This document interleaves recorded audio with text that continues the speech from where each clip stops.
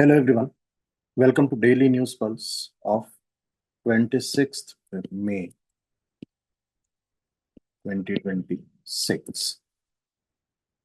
So the first news from The Hindu came up on page number 1 only, which is Gulf countries must have ties with Israel to end war, according to Trump. So let's try to understand this news. So this news reads, US President Donald Trump on Monday said Saudi Arabia and other Muslim majority nations from West Asia and beyond must normalize ties with Israel. So in another hurdle for any deal, the US leaders said it should be mandatory for Qatar, Pakistan, Egypt, Turkey, and Jordan to sign up the Abraham Accords, a set of agreements brokered in 2020. So now in this news, main thing is to understand this Abraham Accords. So overall, when we see the historical aspect related to the peace deals with Israel on the issue of Israel and Palestine, the first one that comes out can be 1978-79, okay, what are called as Camp David Accords. Now, Camp David Accord, this was signed between Israel and Egypt. So the history goes back to 1967 when Israel and Egypt fought what is called a Six-Day War. The outcome of this war was that Egypt ended up losing control over Sinai Peninsula, which was taken over by Israel. So in 1978-79, Camp David Accord was signed, in which Israel agreed to return back Sinai Peninsula to Egypt, and in return, Egypt became the first Arab country to give formal recognition to Israel. That's the one. Then the next one, that was in 1994, which was peace treaty with Jordan. So now these two agreements, when we see both Camp David Accord and Jordan Peace Treaty, these effectively were, yes, the peace treaty with Israel of these countries, but yet they generally, majorly were end result of a war that was fought. Now in 2020,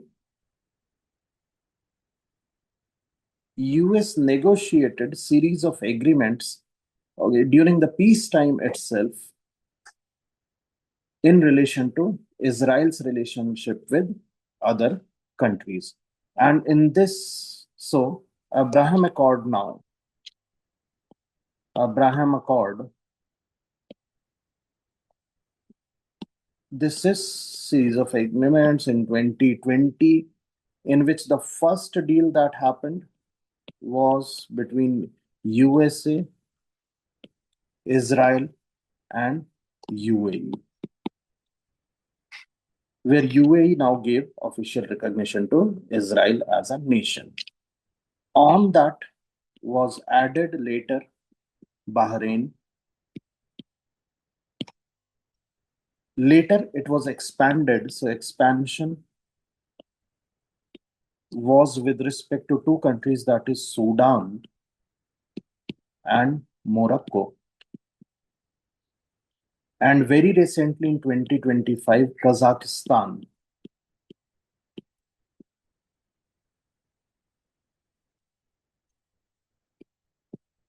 also signed Abraham Accord. So Abraham Accord is being expanded eventually to include more and more countries and to create a peaceful condition in West Asia. Now, from this backdrop, if you see what right now Trump is saying is, it should be mandatory for Qatar, Pakistan, Egypt, Turkey, and Jordan to sign up the Abraham Accord as well. So if you see with Egypt, we have had the Camp David Accord.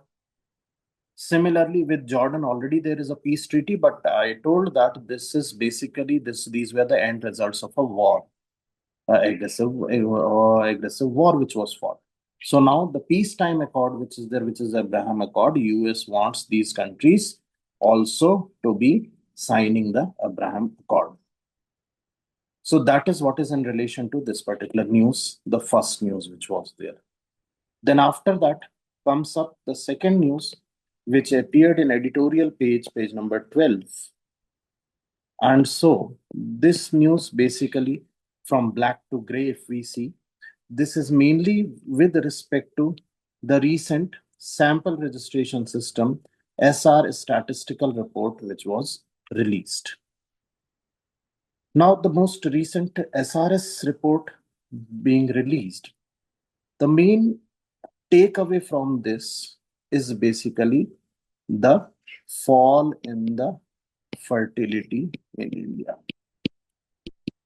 So, fall in fertility, when you say, if we read falling fertility rates, low crude birth rate, to show that India's pace of population growth is considerably slowing down.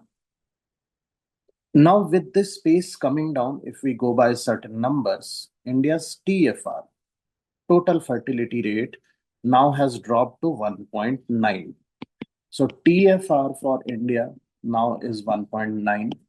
And as we know, with respect to TFR, there is something called as replacement rate. Replacement rate is 2.1.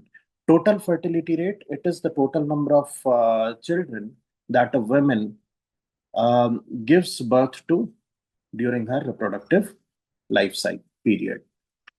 So TFR of 2.1 is considered to be replacement rate, where exact population replaces the earlier population, so that we assume that population will remain stable. Now, when you see TFR falling below 2.1, that is below 2.1 replacement rate, which right now is 1.9, it indicates that in the future, the population effectively is going to decline actually. So that is one thing. So over here, this TFR of 1.9, this now is going to signify the decline in population. So as of now, although TFR is below 1.9, but still the population is not decreasing. The rate of growth of population is decreasing. That is because of a concept of demographic momentum, where if you already have higher population, then the high population is going to continue till some time because of the base effect. But eventually, in due course of time in future, we may see the decline in the population. So what is reading? India's total fertility rate has dropped to 1.9, lower than the replacement level of 2.1, aided in large by a falling birth rate. Correct. So birth rate also, if you see, birth rate from 21, it has fallen to 18.3. So birth rate decline, if I see birth rate decline, birth rate has become now 18.3. Okay, which earlier was 21. So there has been a decline, 21 to 18.3. And along with that, death rate also, if you see, while death rate marginally went down from 6.7 to 6.4. So death rate has also declined. But the decline in death rate is very marginal compared to the decline in the birth rate. So death rate is declining, birth rate is declining. Now, birth rate and death rate, when declining, this effectively represents the third stage of demographic transition. And technically, when you say birth rate, declining birth rate mainly is a function of increasing urbanization, increasing cost of living, more of women workforce participation. So all of these result in declining birth rate. Whereas when you say declining death rate is mainly due to improvement in terms of availability and access to medical infrastructure, which means the longevity increases. But still, because fall in birth rate is more considerable compared to the death rate, there is an overall decline in the population. So now this decline in the population that India is going to face eventually, what would be the result of this? The result of this would be what we call as the graying population. Graying population would mean that because your death rate is declining, longevity is increasing, people in the old age group would become more, and people in the younger age group will become less. Now, this is the stage of what can be identified as aging population, or what is the graying of population. So aging population or graying of population, it will directly result in shrink in workforce. This is the main problem that any country faces. Say, for example, we have in this stage the country like Japan, Germany. Now, these are the countries which right now are facing this particular problem. So population decline is one thing, but when you have more of aging population or graying population, your workforce shrinks, which compromises the economic development of the country. That is one thing. But as of now, what is the scenario or the condition on the backdrop of this? Let's read it. The country is well on its way from population explosion to one of aging population and shrinking workforce expansion. India might still reap its demographic dividend. So, demographic dividend, what do we mean by demographic dividend? It is a stage where majority of population is in working age group. Working age group. This is called as demographic dividend. And India right now is benefiting from this particular stage. To correct, how do we see this? See over here, median age in India is how much? 29.2 years. Whereas if you compare the same with China, in China, the median age is 40.2. Or other European countries, take for example, Germany, I have told you, or West Europe. In West Europe, majority of the countries have higher median age. But India has only 29.2 years as the median age. Similarly, if you see, estimates also put India's below 35 years population at over 65%. 65% of your total population is below 35 years age. So this is the current scenario right now where we say that, okay, we still have time to reap the maximum benefit of the stage, which is demographic dividend right now. So in demographic terms, falling birth rate reflects a decline in fertility linked to factors, what we have just said: urbanization, education, access to contraceptions, desire for small families, plus along with that told you the cost of living, affordability aspect, which again leads to smaller families. India's higher life expectancy at birth, see 72 years life expectancy, and dipping death rate offers the other side, implying better access to health care. So India needs to reassess the path ahead, pivot to prepare for the needs for future graying nation. Graying nation is the aging population nation when the demographic dividend disappears. Then this news talks about regional differences, of course. Whereas rural areas' performance is not at par with the urban centers. Similarly, southern states continue to stay ahead of northern states in terms of the demographic indicator achievements. Plus, the article has also dealt with the infant mortality rate, okay, which has come down to 24, which is a considerable success of infant mortality rate, bringing it down. But then it says correctly, definitely, that the regional differences are there where North India. In North India, the demographic indicators, okay, the achievements have not been very satisfactory. compared to South Indian states who have achieved a lot in terms of these indicators.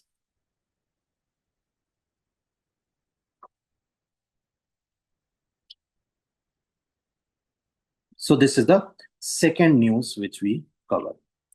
After this comes up the third article, which was there on India and Australia. So this also came on the editorial page, page number 12 of Bangalore edition. And this article has been written in the backdrop of the Quad Summit, which has to take place today only, Tuesday. So India and Australia, what is whole of the idea of this article? So this article deals with the economic aspect related to India and Australia relationship. And overall, if we see what is written, is with the Australian Foreign Minister Penny Wong in India for Quad Foreign Ministers meeting, there is anticipation that a comprehensive economic cooperation agreement may be inked. So India and Australia already has economic cooperation and trade agreement. And now it is expected that this would be upgraded to the status of comprehensive economic cooperation agreement. But we'll have to understand the nuances of these agreements, what precisely are the areas of concern or areas of discussion. So when we talk about economic cooperation and trade agreement 2022, basically it was where 100% of Australian market was open for India, whereas India opened roughly 70% of its market. That's one thing. So on the face value, it may seem to be an imbalance or disparity where Australia has opened up 100% of its market, whereas India opened only 70% of its market. But now, when we analyze it, we see what precisely are the ideas. So the problems with Australia. Problems with Australia, numbers speak for themselves. Now, see over here, the Economic Cooperation and Trade Agreement, when signed from then onwards, bilateral merchandise trade doubled. So, India and Australia merchandise trade is now valued at $24 billion roughly, double from $12 billion. This is a major gain. But now, if we look at the share of these, Australian exports to India account for nearly two-thirds of bilateral trade. Even in services where bilateral trade has crossed 10 billion, Australia's higher education sector alone accounts for close to 60%. So in terms of exports also, Australian exports constitute two-thirds of the total trade, merchandise trade.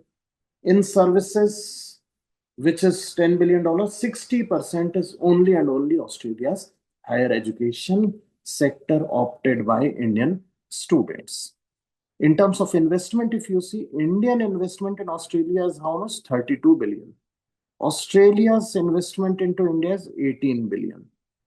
So now this presents a completely different picture from what appeared on the face value over here, which was that Australia opened 100% of its market, whereas India opened 70% of its market only.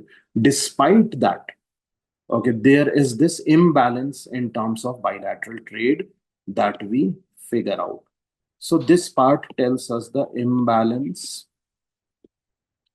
in bilateral trade.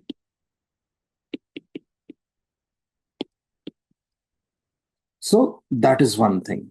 Now, of course, Australia wants parity in market access. Again, I'm saying market access is just a number. The bilateral trade imbalance shows the real picture. So now, in this case, overall, if we check whole of the idea that the Australia's 2025 Economic Engagement Roadmap for India identified 4 bilateral superhighways. What are these 4 areas of bilateral cooperation? First is clean energy, second is education, third is tourism, fourth is agri-business. Now, with respect to clean energy, of course, India and Australia are collaborating on it. Education, already we have seen that Indian students going to Australia for higher studies, that constitutes a major chunk. Similarly, to encourage tourism. But the fourth area, which is their agribusiness, this is precisely where the concerns are there, and there can be possible disagreements on this. So if you see on the first three, there appears to be broad alignment, but not on fourth. Why is it that? So before going into details of understanding this part, one thing we have to understand is agriculture is one such sector in India, which is a very sensitive sector. Why it is sensitive sector?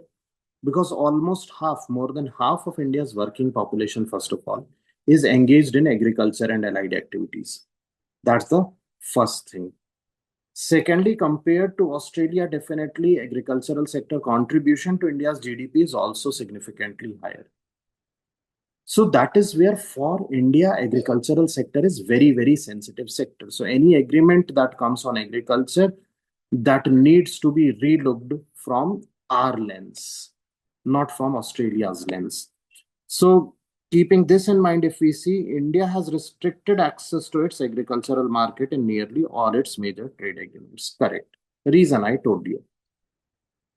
Despite being compelled to keep India's most vulnerable sectors outside ECTA, Australian farm exports to India have risen by nearly 90%, while Indian exports to Australia have grown more modestly only by 35%. So you find imbalance here also. See, in all of the trade numbers, we find this imbalance. This asymmetry reflects two very different agricultural realities. Now see what is the difference.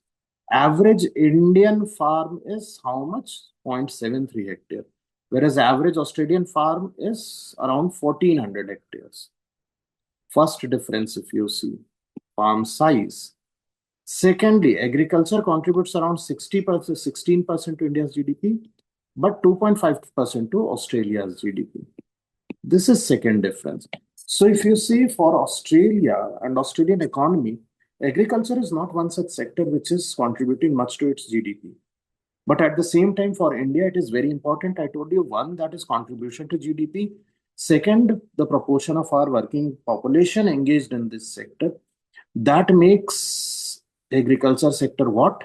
So for India, it is a livelihood that supports more than half of its population.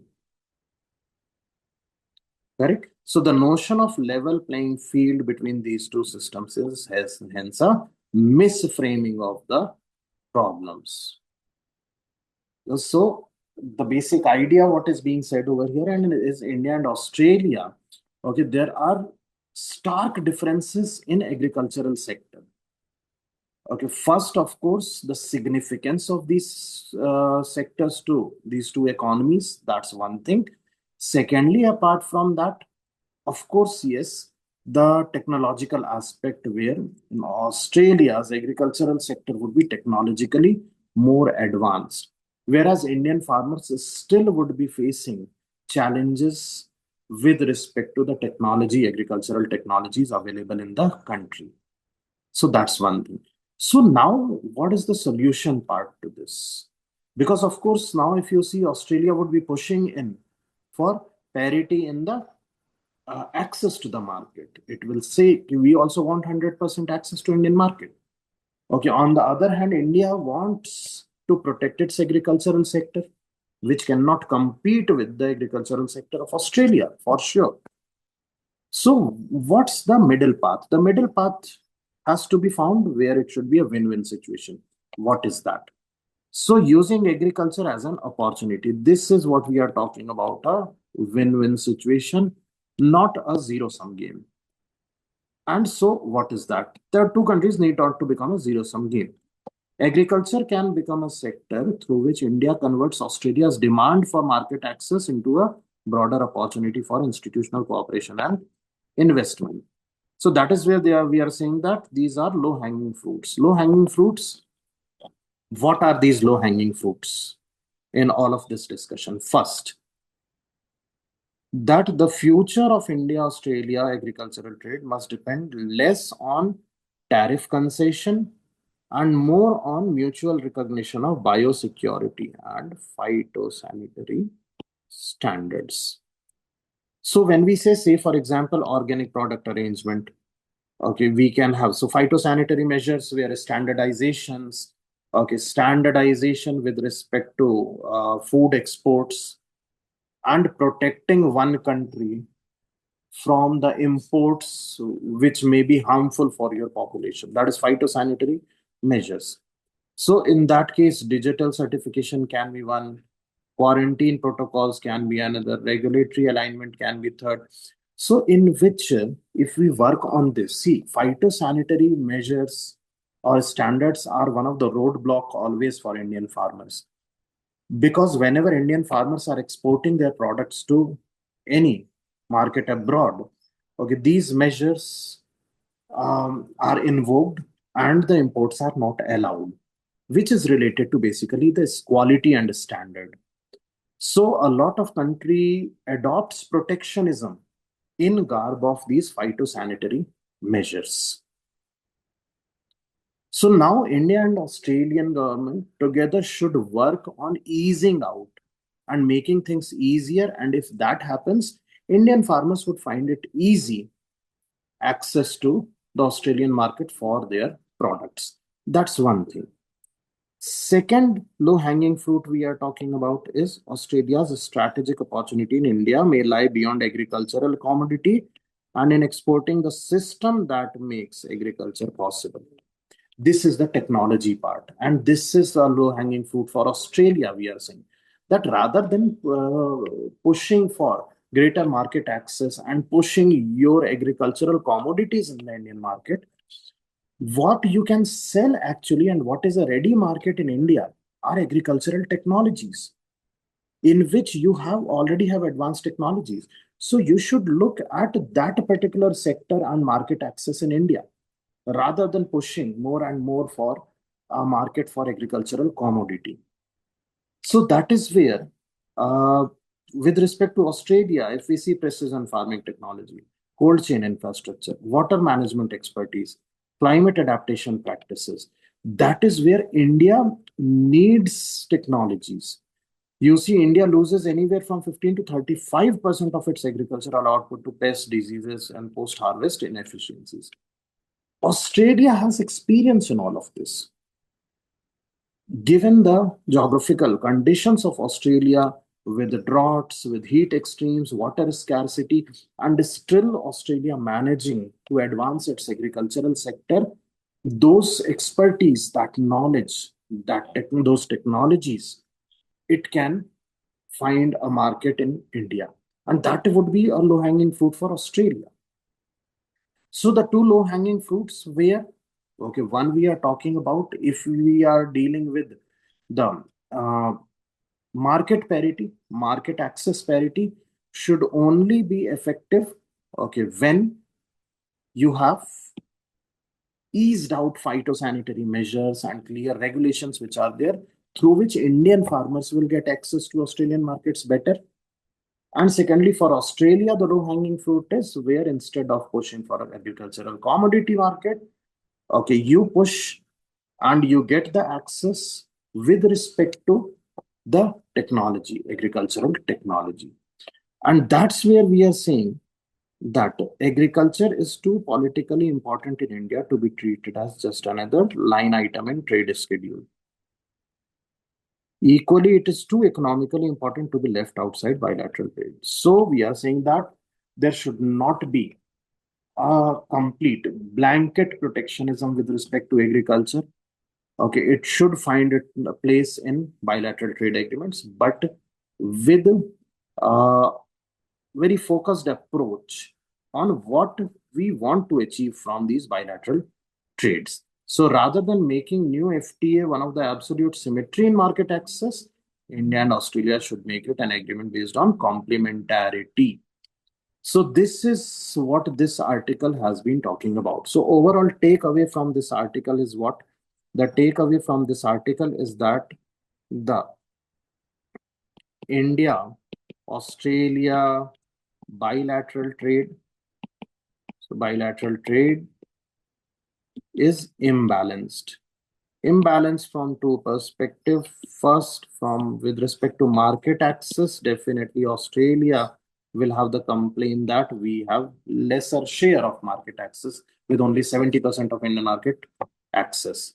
On the other hand, the second one is the trade volumes. Trade volumes, actual trade volumes, okay, where uh, India is lagging behind. Plus the takeaway that is with respect to agricultural sector. Agricultural sector, basically we are first talking about the differences in terms of, let's say, the case of farm sizes, GDP contribution, there is a difference. Okay, then the technological aspect, there is the difference. And so the solution, when we say solution, two low-hanging fruits we have talked about. First, we'll have to deal with market access for Indian farmers, which is mainly restricted due to phytosanitary measures. This is where Indian farmers may benefit. And for Australia, the low-hanging fruit is the agro technology, or which it can find a good market in India. So this is the third news which was covered in today's The Hindu newspaper. Now the next news we are taking up is water governance. And this news came up in the opinion page, that would be page number 13 in Bangalore edition. The opinion page, water governance in peri-urban areas. Peri-urban areas, first of all, what do you mean by peri-urban areas? Peri-urban areas are the areas around the urban region. So areas around the urban region, which would be on the fringes on the or the margins of urban areas. Okay, there this is an opinion, definitely not a news, but yet a good topic for the mains examination. So over here in this, what we see is India's peri-urban expanse, a zone where farmlands and scattered habitations give way to factory sheds and densely cluttered settlements. So, in the fringe areas, what precisely right now is happening in India is where there is a first characteristic is changes in the land use pattern, where farmlands which were there, they are being converted into the land for uh, industrial activities or land for settlement as well. So this is a change that is taking place. But overall, when you say, okay, these areas which are there, the main problem is these areas do not entirely represent urban setup as well as do not entirely represent the rural setup. They lie somewhere in between. So overall, in this case, what we will see is the problem of water that has been talked about in this opinion piece. So in this opinion piece, what has been given is where we have certain examples which are given, say, for example, the Rauta village on the edge of Delhi, where they have talked about the water scarcity. Okay, or you talk about the peri-urban Hyderabad with respect to the waste dumping and so on, so forth. So all of these stories are same, but overall basic idea is the problem over here. So the problem, when you say plan of action, is what we need to learn from this particular opinion piece. So plan of action, what are the plan of actions? 5 plans of action have been talked about. The first one over here, what is that? The governance vacuum. And the idea that state government must constitute nagar panchayats. Right now, precisely what is happening is, as the urban areas expanding into the fringe areas, these areas gradually are brought under municipal corporation or municipality. They have been brought under municipality, but they do not enjoy all the urban amenities as such, anyways. So, in that case, as per 74th Constitutional Amendment Act, what was envisioned was creation of Nagar Panchayat. See now, Nagar Panchayats. Panchayat, okay, under the governance structure that we have, panchayats are a rural character. But this rural character given a urban nature by adding this term Nagar Panchayats. So for these census towns which have developed now, Nagar Panchayats have to be created so that local administration, local governance can be strengthened. So that's one thing. After that, the second, so first is the governance solution. Second, drinking water sources in these areas must be secured at their origin itself. So when you say at origin and at the supply point is something what has been taken care of by Jal Jeevan Mission. So Jal Jeevan Mission focusing on the fixed tap connections that has been done. But at the source itself of water, from where the water would be sourced through taps, okay, there would be problem with respect to the quality of the water, which means when you have to be securing the source itself, what does that mean? Protecting the catchment from what? Encroachment, preventing solid waste dumping, and adopting community-driven sanitary inspections. So, which means that just Jal Jeevan Mission is not going to help. Along with that, if we have to deal with the quality of the water as well, we'll have to take the approach to the source itself. Then we have the third solution which has been talked about over here, which is Swachh Bharat Mission 3.0 with explicit focus on peri-urban sanitation.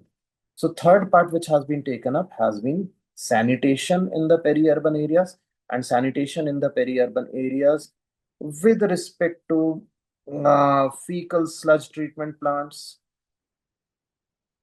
or desludging trucks and so on. So with this sanitation, focus on sanitation, the solution has been proposed as extending Swachh Bharat Mission to Swachh Bharat Mission 3.0 with specific focus on peri-urban sanitation. That has been the third one. Fourth solution talked about over here is decentralized wastewater treatment technologies. So technology-driven solution is the fourth solution has been talked about. Decentralized one, where at the local levels, a number of technologies can be provided for wastewater treatment. So that's the fourth one. And then after that, the fifth solution that has been talked about over here is peri-urban water should be financed as strategic infrastructure. And over here in these, some models, some examples have been given. Say, for example, over here, the Uttarakhand model has been given.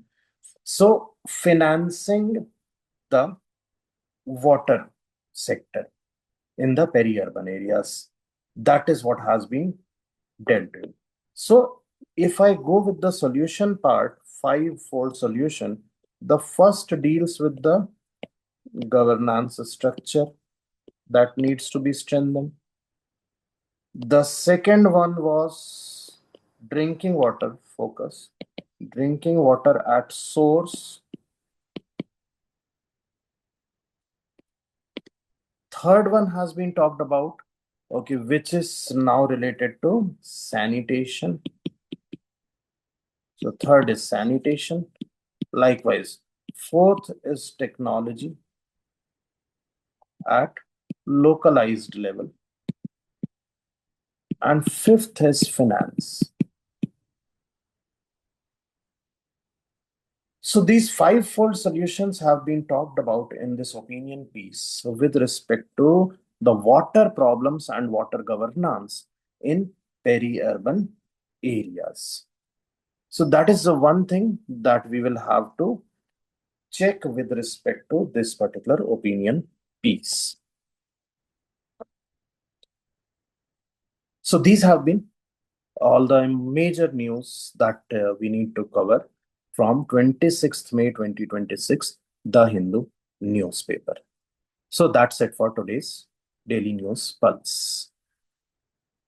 Thank you very much, everyone.